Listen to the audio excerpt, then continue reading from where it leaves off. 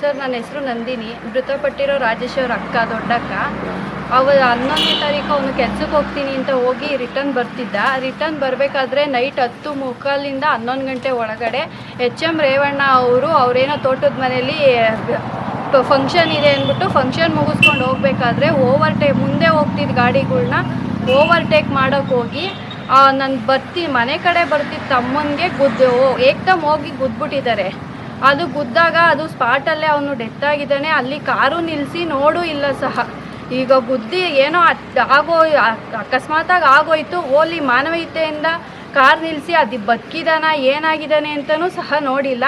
ಅವ್ರ ಪಾಡ್ಗೆ ಅವ್ರು ಹೋಗ್ಬಿಟ್ಟಿದ್ದಾರೆ. ಇವರು ಓವರ್ಟೇಕ್ ಮಾಡಿದ ಗಾಡಿಯವರು ಫೋನ್ ಮಾಡಿ ಮುಂದೆ ಊರಿಗೆ ಹಿಡಿಯೋಕೆ ಹೇಳಿದ್ದಾರೆ.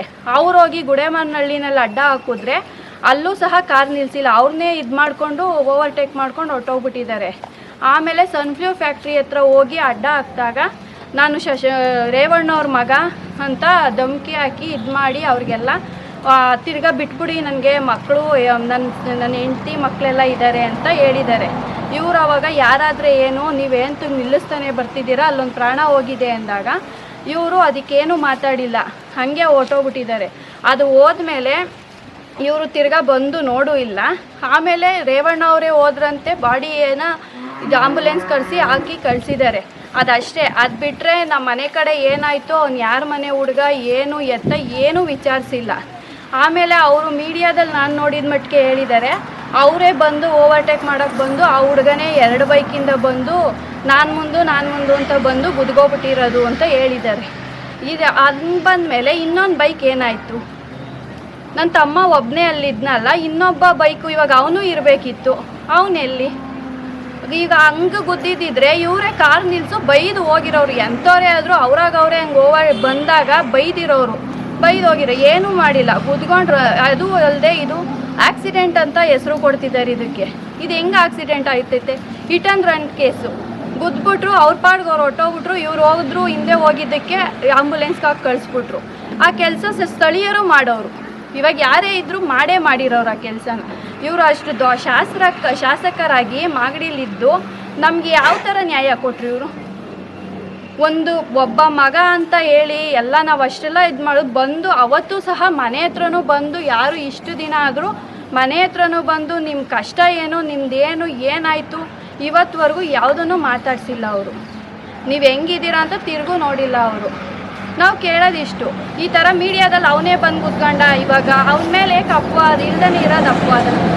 ಆಮೇಲೆ ಜನಗಳ ಹತ್ರ ನಾವು ಅಷ್ಟು ಕೊಟ್ಟಿದ್ದೀವಿ ಇಷ್ಟು ಕೊಟ್ಟಿದ್ದೀವಿ ಅನ್ನೋ ಮಾತುಗಳು ನಾವು ಕೇಳೋದಿಷ್ಟೇ ಜನಗಳ ಹತ್ರ. ಈಗ ಆಲ್ರೆಡಿ ನನ್ನ ತಮ್ಮನ ಕಳ್ಕೊಂಡು ಅನುಭವಿಸ್ತಾ ಇದ್ದೀವಿ ನೋವ. ಯಾರೂ ನಮಗೆ ₹1 ಕೊಟ್ಟಿಲ್ಲ. ಸುಮ್ಮನೆ ಇಲ್ದೇ ಇರೋದನ್ನು ನಮ್ಮ ಮೇಲೆ ಹಬ್ಬಿಸ್ಬೇಡಿ. ನನ್ನ ತಮ್ಮನ ಕಳ್ಕೊಂಡು ಆ ನೋವಲ್ಲೇ ನಾವು ಅನುಭವಿಸ್ತಾ ಇದ್ದೀವಿ, ಸಾಕು ನಮ್ಗೆ ಅದೇನೇ ನೋವು. ಯಾರನ್ನ ನೋಡಿದ್ರು ಅಷ್ಟು ಕೊಟ್ರಂತೆ ಇಷ್ಟು ಕೊಟ್ರಂತೆ ಅಂತ ಅಂತಾರೆ. ಅದೆಲ್ಲ ಸುಳ್ಳು. ಯಾರೂ ನಮಗೇನೂ ಕೊಟ್ಟಿಲ್ಲ. ನಮ್ಮ ಮನೆ ಹತ್ರನೂ ಯಾರೂ ಬಂದಿಲ್ಲ, ಏನೂ ಹೇಳಿಲ್ಲ. ಇಷ್ಟು ಸರ್. ಆಮೇಲೆ ಹಾಂ ಸರ್, ಅದು ನಮ್ಮ ಊರಿನ ಹಿರಿಯರಿಂದ ನಾವು ಬರಲ್ಲ ಅಂತ ಹೇಳಿದ್ವಿ. ಅವರು ಇಲ್ಲ, ನಾವು ಬನ್ನಿ, ಅವ್ರು ದೊಡ್ಡವರಲ್ವಾ, ಬನ್ನಿ, ಏನಾಗಲ್ಲ ಅಂತ ಅಂದರು. ಸರಿ ಆಯಿತು, ನಿಮ್ಮ ಮಾತಕ್ಕೂ ಬೆಲೆ ಕೊಡ್ತೀವಿ, ಅವ್ರ ಮಾತಕ್ಕೂ ಬೆಲೆ ಕೊಡ್ತೀವಿ ಅಂದ್ಬಿಟ್ಟು ನಾವು ಹೋದ್ರೆ ಶುಕ್ರವಾರ ಸಿಗ್ತೀನಿ ಅಂದರು, ಸಿಗಲಿಲ್ಲ. ಶನಿವಾರ ಸಿಗ್ತೀನಿ ಅಂದರು, ಸಿಗಲಿಲ್ಲ. ಭಾನುವಾರ 11 ಗಂಟೆಗೆ ಹೇಳಿದ್ರು. ಆಮೇಲೆ ತಿರ್ಗಾ ಇಲ್ಲ 11 ಗಂಟೆಗೆ ಆಗಲ್ಲ, ಸಂಜೆ 3 ಗಂಟೆಗೆ ಅಂದರು. ತಿರ್ಗಾ 3 ಗಂಟೆಗೆ ಹೋದರೆ 4 ಗಂಟೆವರೆಗೂ ಕಾಯಿಸಿದ್ರು. ಆಮೇಲೆ ಬಂದಮೇಲೂ ನಾವು ಅಲ್ಲಿ ಹೋದಾಗ ಅಲ್ಲಿ ಒಂದು 10-15 ಜನ ಹಿರಿಕರಿದ್ರು.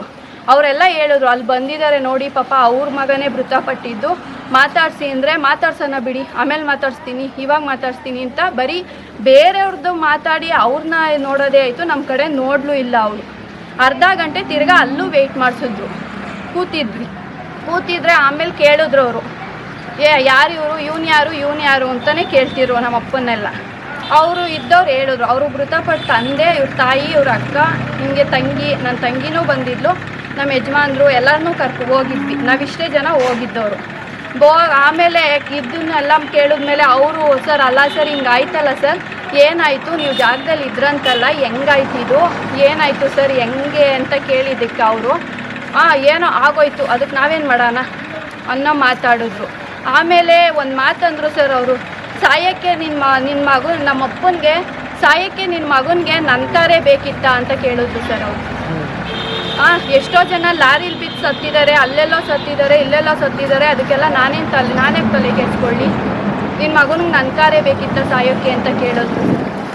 ಆಮೇಲೆ ಸರಿ ಅದಕ್ಕೂ ನಾವು ಸುಮ್ಮನಾದ್ವಿ. ಸರಿ ಆಯಿತು ಸರ್, ನಿಮ್ಮ ಮಗ ಆಯಿತು ಹಿಂಗೆ ಮಾಡಿಬಿಟ್ಟ, ನಿಂತ್ಕೊಂಡು ನೋಡಿದಿದ್ರೆ ಜೀವ ಉಳ್ದಿರೋದೋ ಬಿಟ್ಟಿರೋದು ನೋಡಿದಿದ್ರೆ ಅದು ಅಕಸ್ಮಾತ್ ಬದುಕಿರೋನು ಹೇಳೋಕ್ಕಾಗ್ತಿರ್ಲಿಲ್ವಲ್ಲ ಅಂದರೆ ಅವ್ನು ಮಾಡಬೇಕಿತ್ತು, ಮಾಡಲಿಲ್ಲ, ಏನು ಮಾಡೋಣ ಅದಕ್ಕೆ.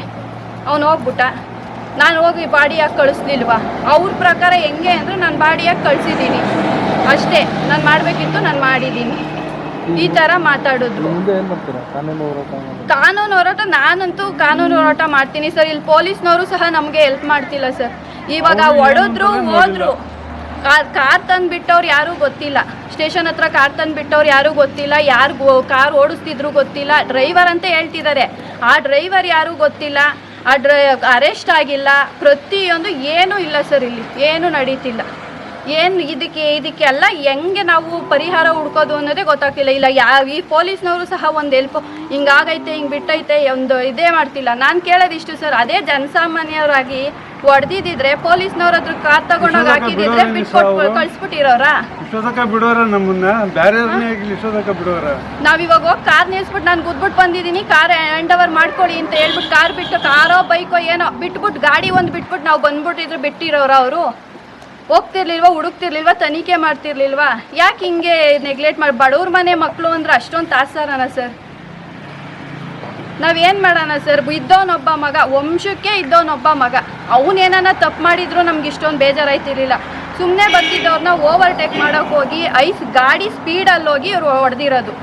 ಇವ್ರಿಗೆ ಅವ್ನು ಸತ್ತೋದ ಅನ್ನೋ ಇದಕ್ಕಿನ್ನ ಹೆಂಡತಿ ಮಕ್ಕಳಿದ್ರು, ಭಯ ಪಟ್ಬಿಟ್ಟ ನನ್ನ ಮಗ ಹೋಗ್ಬಿಟ್ಟಿದ್ದಾನೆ ಅಂತ ಇವ್ರು ಇಷ್ಟೊಂದು ಹೊಟ್ಟೆ ಹುರ್ಕೋತಿದ್ದಾರಲ್ಲ, ಅಲ್ಲಿ ಸತ್ತಿದ್ದವನ ಕುಟುಂಬ ಏನಾಯಿತು ಅಂತ ಯೋಚನೆ ಮಾಡಿರಲ್ಲ ಸರ್.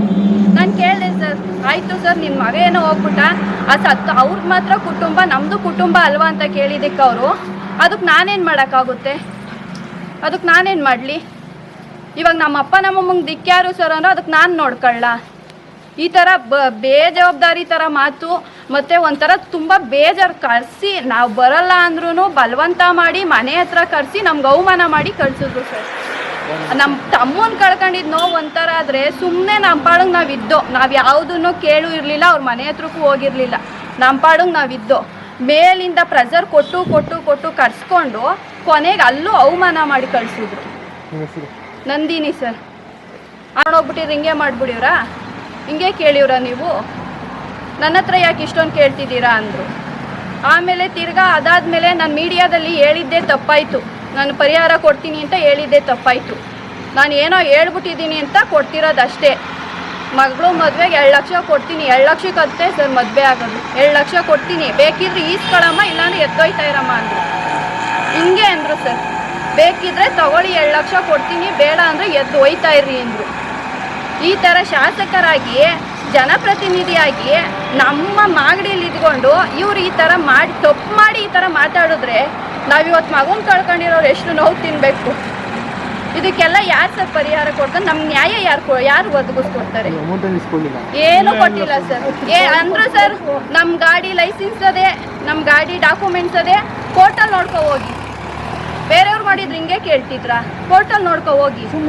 ಮೀಡಿಯಾಗೆಲ್ಲ ಯಾಕೆ ಹೋದ್ರಿ ನೀವು? ಮೀಡಿಯಾದೆಲ್ಲ ಹೋಗೋ ಅಂಥದ್ದು ಏನಿತ್ತು ಅಂತಲೂ ಕೇಳಿದ್ರು. ಮೀಡಿಯಾದಲ್ಲಿ ಬಂದಿದ್ದಕ್ಕೆ ಮೀಡಿಯಾಗೆಲ್ಲ ಹೋಗೋ ಅಂಥದ್ದಿತ್ತ?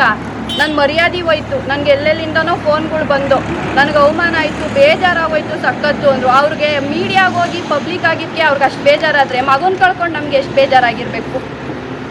ಜನಗಳ ಮುಂದೆ ಇವ್ರು ಹೇಳ್ಕೊತಿರೋದೆಲ್ಲ ಸುಳ್ಳು. ಏನು ಮುಂದೆ ಏನು ಮಾತಾಡ್ತಾರೆ ಅದು ನಿಜ ಅಲ್ಲ, ಹಿಂದೆ ಮಾತಾಡೋದೇ ನಿಜ. ನಮ್ಮ ಹತ್ರ ನಮ್ಮ ಮುಂದೆ ಅವತ್ತು ಮೀಡಿಯಾದಲ್ಲಿ ಮಾತಾಡಿದ್ದೆ ಒಂಥರ, ಇಲ್ಲಿ ನಮ್ಮ ಮುಂದೆ ಮಾತಾಡಿದ್ದೆ ದರ್ಪದಲ್ಲೇ ಮಾತಾಡಿದ್ದವಳು. ತುಂಬ ಅವಮಾನ ಮಾಡ್ಕೊಳ್ಸೋರು, ತುಂಬ ಬೇಜಾರಾಯಿತು ಸರ್. ನಮಗೆ ನೀವೇ ನ್ಯಾಯ ಒದಗಿಸ್ಕೊಡ್ಬೇಕು.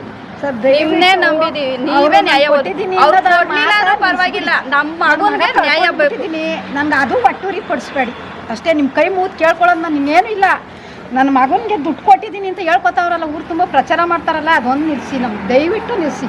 ಅದೊಂದೇ ನಾನು ಬೇಡ್ಕೊಳ್ಳೋದು, ಇನ್ನೇನು ಬೇಡ್ಕೊಳ್ಳೋದು.